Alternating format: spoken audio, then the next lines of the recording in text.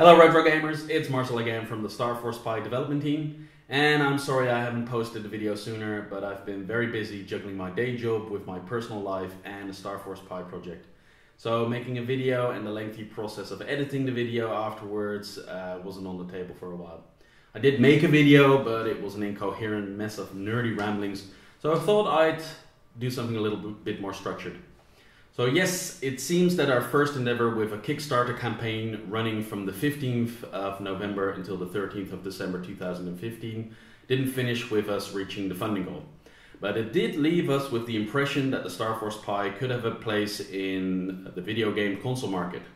We raised an impressive €49,000 from 170 people, so this tells us that the system that kind of appeared out of the blue with minimal marketing still did pretty well. So we were covered by major gaming websites and tech blogs, we gained some international recognition, and we were even making some headway towards the Asian markets, which is always very good. Our interactions with backers and people on retro gaming forums increased, and for the most part we gained some valuable feedback on the system, which gave us some great ideas as well. So for those who actively contributed, thanks a lot. For those who pledged, you are all very awesome. I hope you're willing to take another shot next year, but for now, cheers. As we were nearing the closing date, it did seem increasingly unlikely that we'd make the funding goal of €190,000, and people were pretty worried, and legitimately so. So what would happen to the STARFORCE PI afterwards? And I've answered this in a few ways, but I think it's good to restate our plan. So the first Kickstarter campaign was based around building a viable production line capable of sustaining large volume construction of STARFORCE PI consoles. And the €190,000 funding goal would cover 3D modeling of the case, the construction of injection molding tools, all the parts, packaging, the labor to assemble and test each unit. It also went towards EU certification, and we also had to comply with Waste Electrical and Electronic Equipment Directive that is in effect in Europe.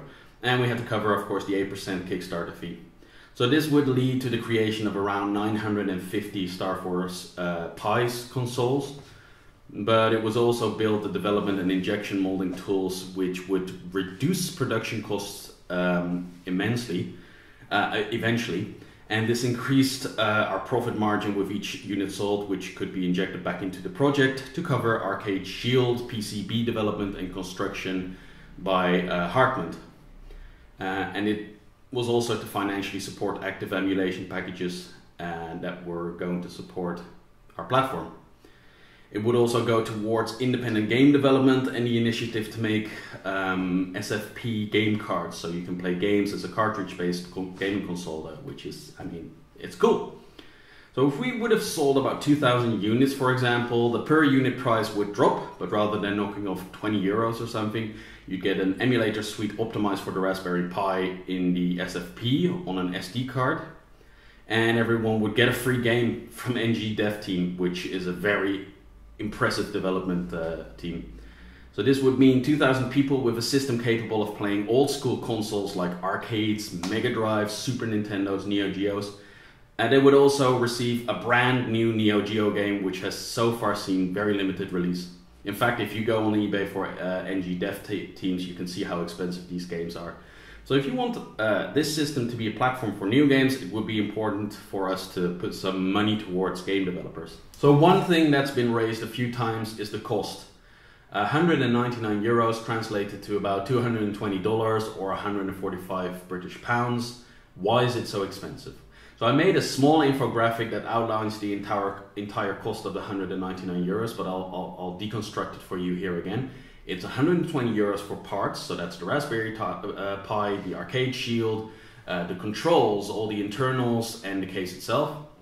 €30 for a 3D model development and construction of the injection molding tools. This is just very expensive. €22 to assemble, test, to get CE certification and pay the WEEE fee. €16 would go to Kickstarter, €6 would go towards a manual and a printed box, plus an inlay and the packaging around this box, which would leave us with €6 profit, which had to be divided by me and Hartmut. And a part of that would be going to the emulator developers as well. So I would get €2 per unit. So for 1,000 units, I would have 2,000 euros and I would have to pay tax over that. The amount of hours that we put in, of course, it wouldn't be worth it, but the system itself is worth it.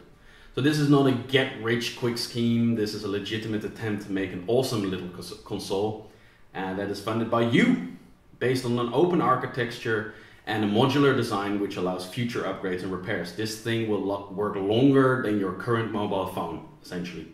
So love it or hate it, I don't think we can be faulted on our development plan or the financial projections. So what's next for the STARFORCE Pi? Well, next year we're going to bring a much smaller campaign with about 50 to 100 units up for pre-order, and we're switching from injection molding to laser sintering. This is a 3D printing process which will need a bit of polishing and cleaning up afterwards, but it is least attainable in a small volume. The per unit cost for the case will rise, but we'll try to offset this by getting rid of the overhead that comes from large scale production. And of course also the construction of injection molding tools won't be necessary. And we'll also be able to mitigate the effect by switching to the new Raspberry Pi Zero. But we'll be more specific about that in the future. So for now, keep liking and talking to us via Twitter and Facebook. For those who pledge, we'll keep you in the loop for any development occurring, and of course anyone else that's interested. And hopefully we can relaunch with your help in 2016. I'm still pretty excited. It's gonna be awesome. So let's see how far we can take this. Merry Christmas anyway. Ciao.